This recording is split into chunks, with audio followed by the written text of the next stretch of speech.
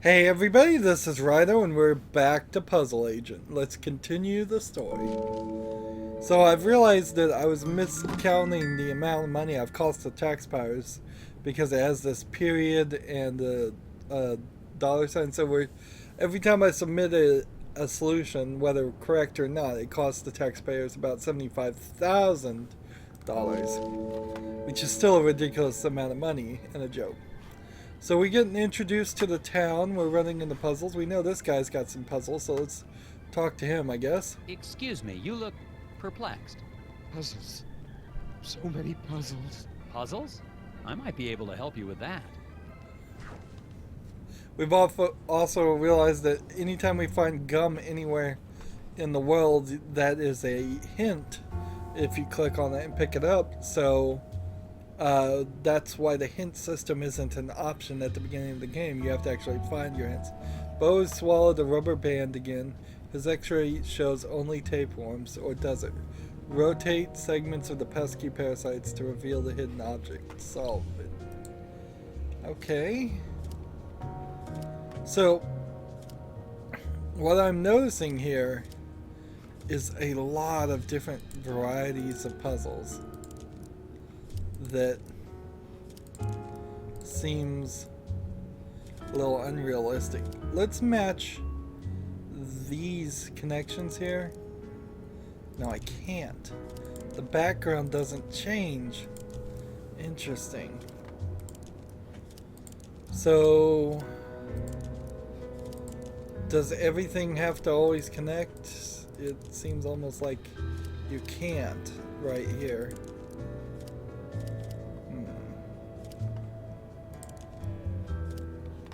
And it doesn't seem like you really can right there either. This animation style is also making a bit of an issue because things line up and then they don't line up when you hover on them. See how the connections here when I don't have the mouse over them look fine, but when I do hover they get larger and then are misaligned. And the fact that you have to submit is the killer here. It totally says that like anything you do is potentially going to be wrong. Let's see. I don't think this is right. I don't think that's right. I don't think that's right. None of this seems like it's going to connect. We've got this really long tapeworm now.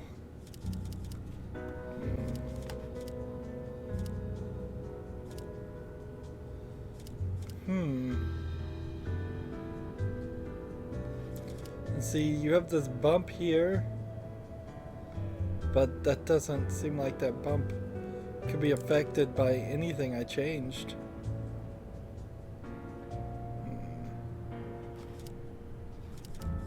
And then this one doesn't quite line up, does it? That looks better, but that can't be right. So we've got to do something here. There we go. A two-headed tapeworm? That doesn't make sense. I have to de-hover from everything. And so we've got like this long string now.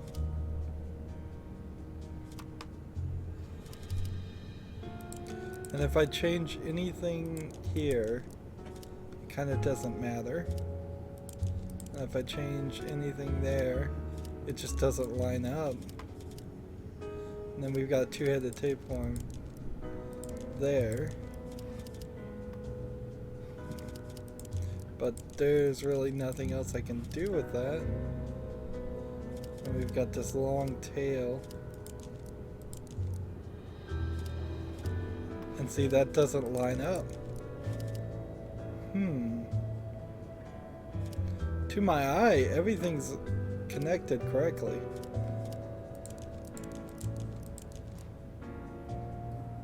That seems like that's right. Like he's eating a shoestring or something. Let's just submit it. I was saying in the first recording that it's almost certainly gonna make a mistake. Let's go ahead and do it. So, $75,642. And it was rejected. Nope.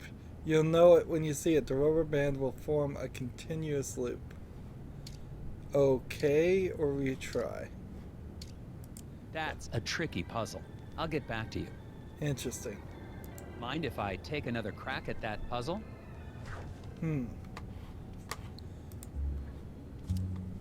So we can reset,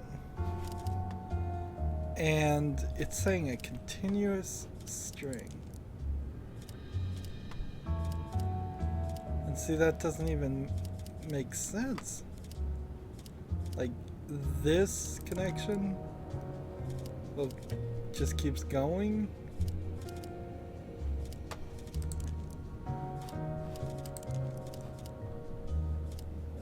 We've got this really long loop here. So we've got to use a hint, I think. I mean,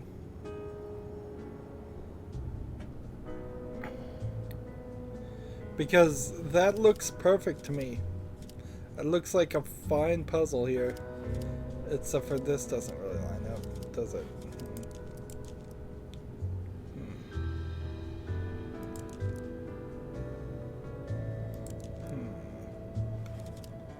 Am I just totally off?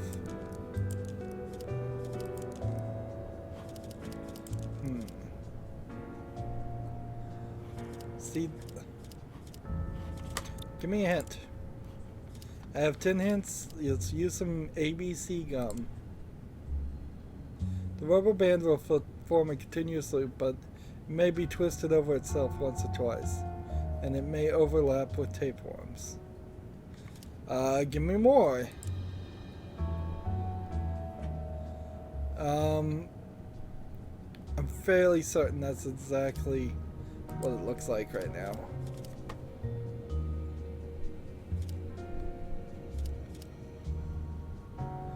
Oh, maybe like a continuous loop like that. Guess that works. Okay, that makes sense. Somewhat.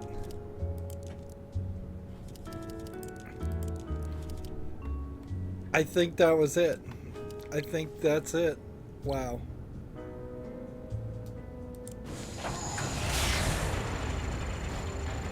Now it's gone up to 151,000. Tapeworm twister. We used 2 hints, and you could have used 3, and we get a passable 1 wrong answer. That only got us 4 stars. Wow. We didn't get any of that. The rubber band makes a complete circle. So, fortunately for me, there's no... Solved. Now maybe you can relax a little. With the whispers, it's an acrostical enigma. Maybe it's a Baltimore trans-deletion. The whispers? Or not. So, that's kind of messed up our perfect score so far. But like I was saying, there's no achievement system or anything. So, if I click on this and try to solve it again, I don't think I can, like, switch things around in such a way that it becomes a better score. Let's see, we need that and that and that and that and that. So that looks like the solution when we submit it. What happens?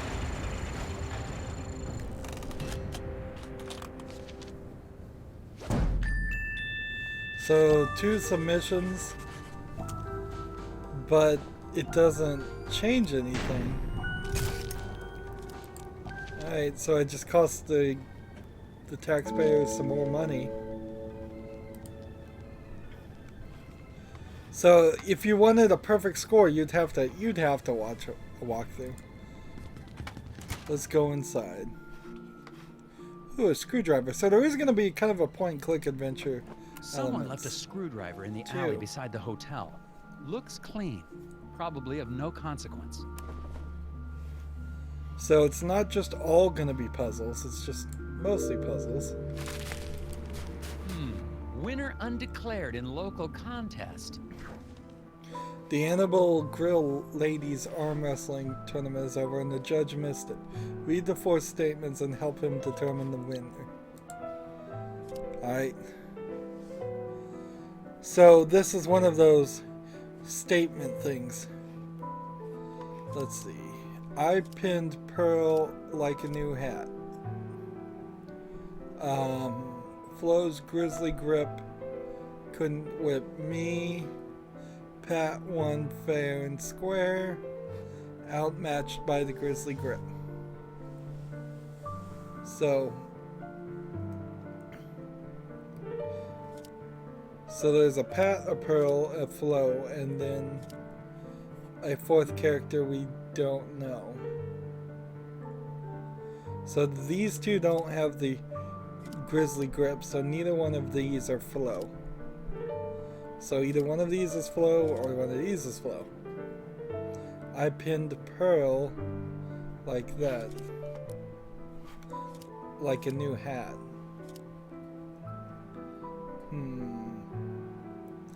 Well, you do use pins and hats in the old days, but that information's kind of useless now.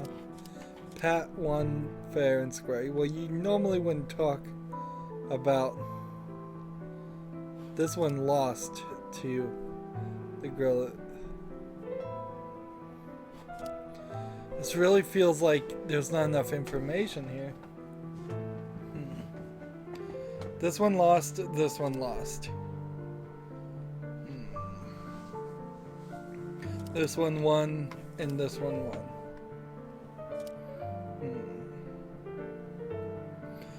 So, if I'm just gonna guess, I'm gonna say this one. And, because like the what's not gonna tell me anything. So, we've already made a mistake, and once that barrier is down, once we've opened that door, why not just make more mistakes?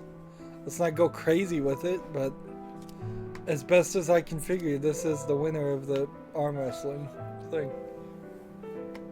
The only other person I think could have won would have been this person. And let's see. I'm sticking with this one. Because I think this is Flo, and I think this is the winner.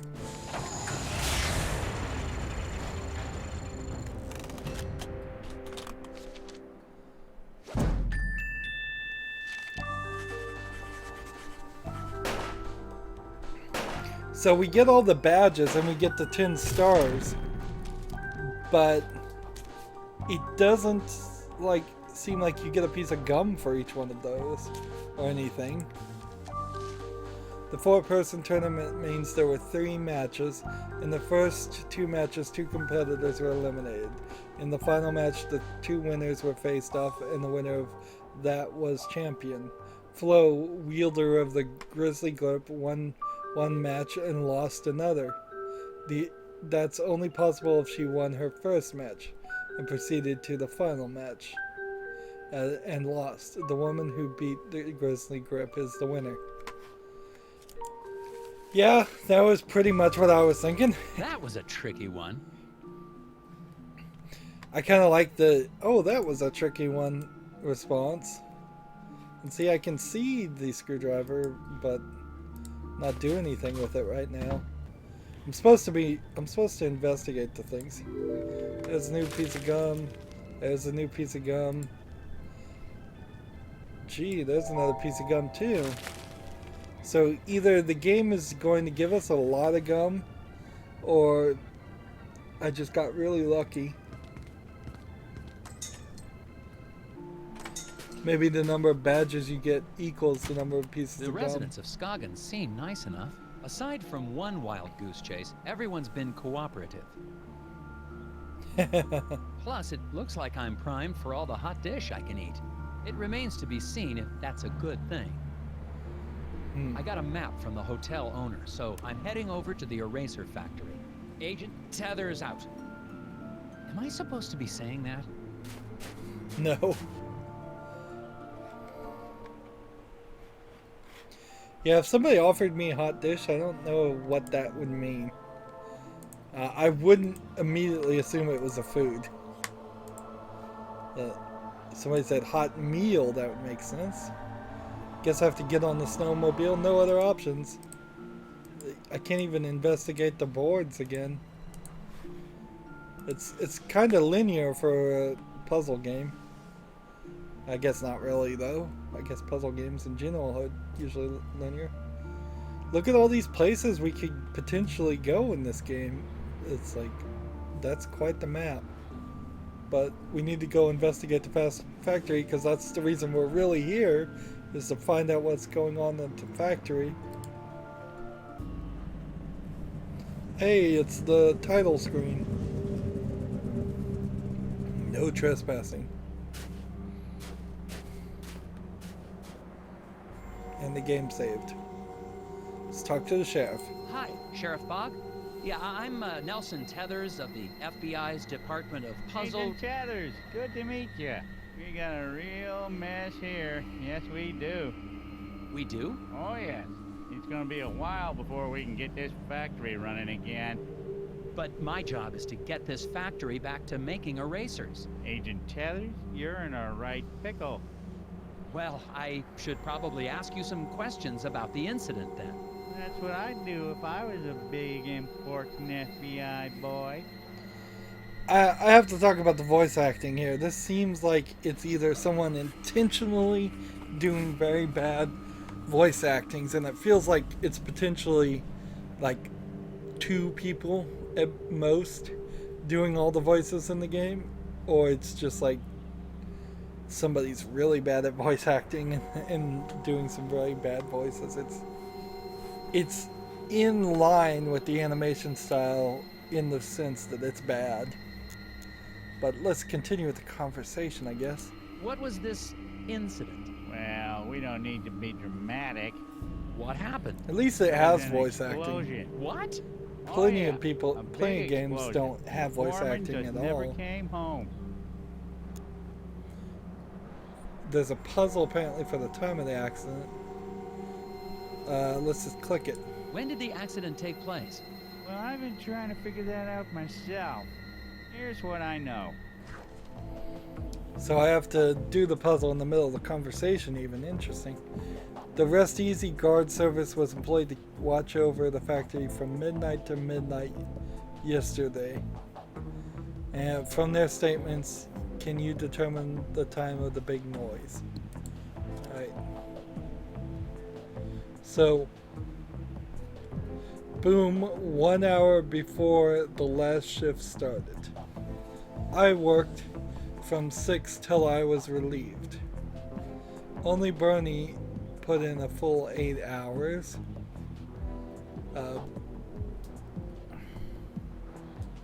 So I get the shortest shift, 3 hours pops. So this guy does 8 hours. This guy does 3. This guy worked from 6 till he was relieved, which means what? That Al did 6 hours, and then this guy did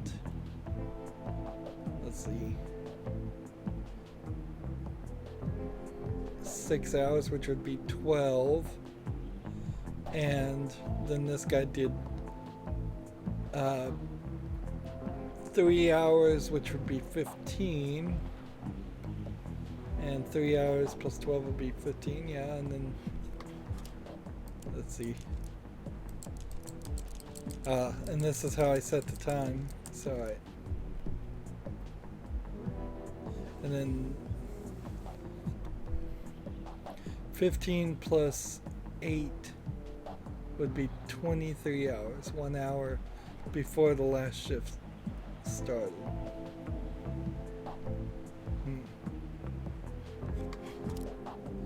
So the explosion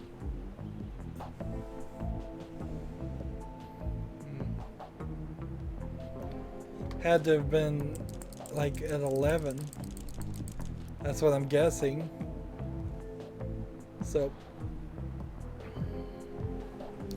So I'm saying Al here started at midnight, went to 6.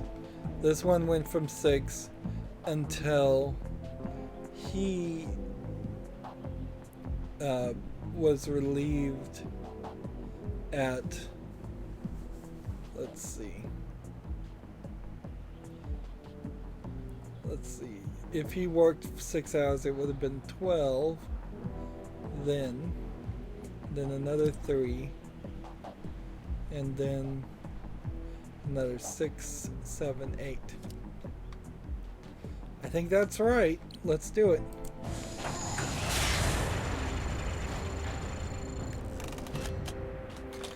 As you may have noticed, I'm somewhat good at puzzles. I was about to toot my own horn there. The big noise only occurred at one time. Okay, we try.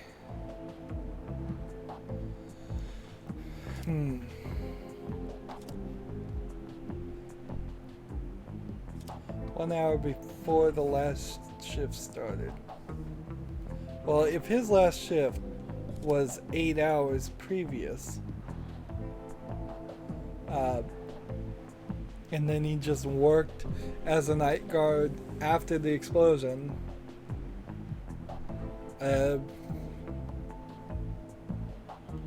do I then go 6, 7, 8? 6, 7,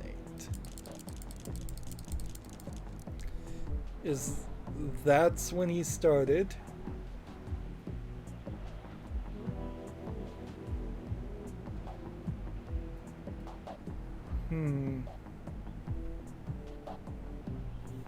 I'm one off. I know I am. Let's hit it. Use a hint. Seems like we're gonna have plenty of them. Iggy started at 6, but did he start at 6 a.m. or 6 p.m.? Only one of these is possible given conditions. Okay.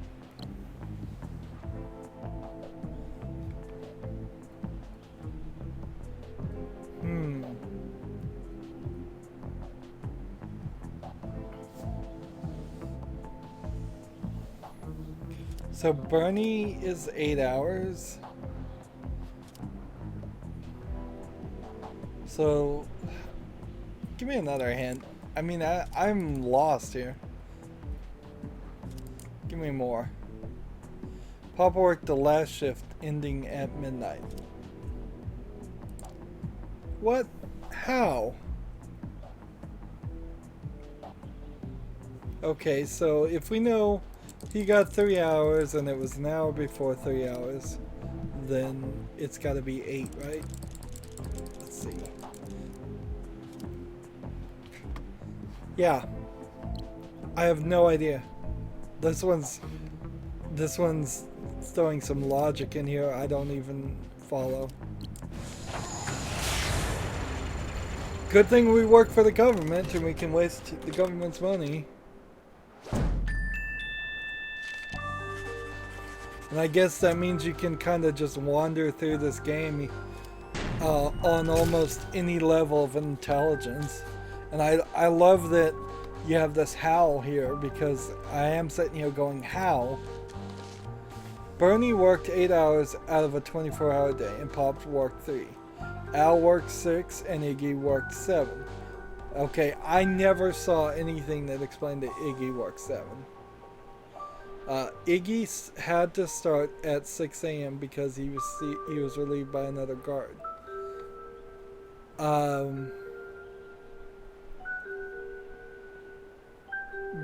Why?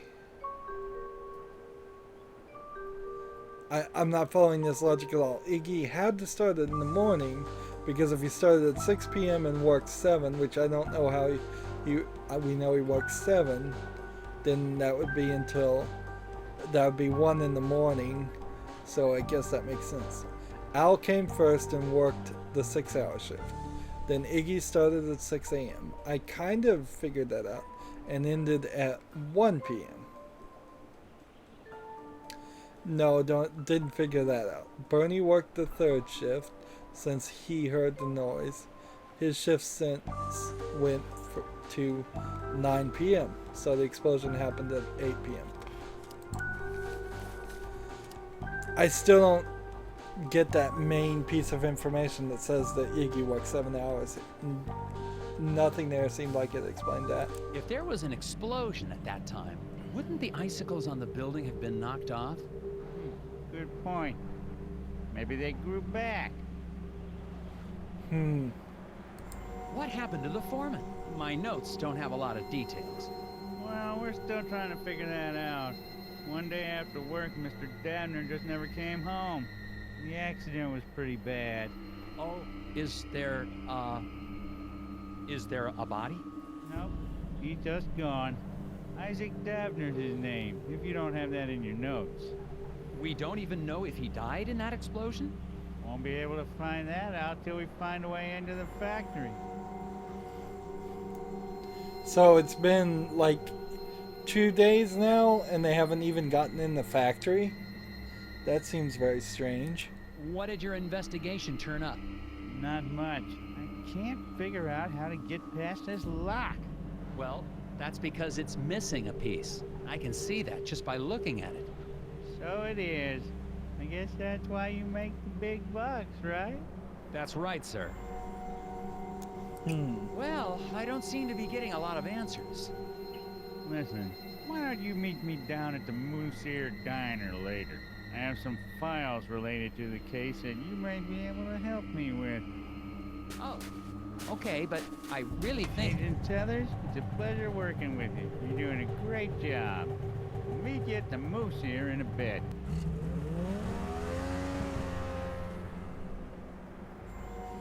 So we're not going to get into the factory for a while, it seems.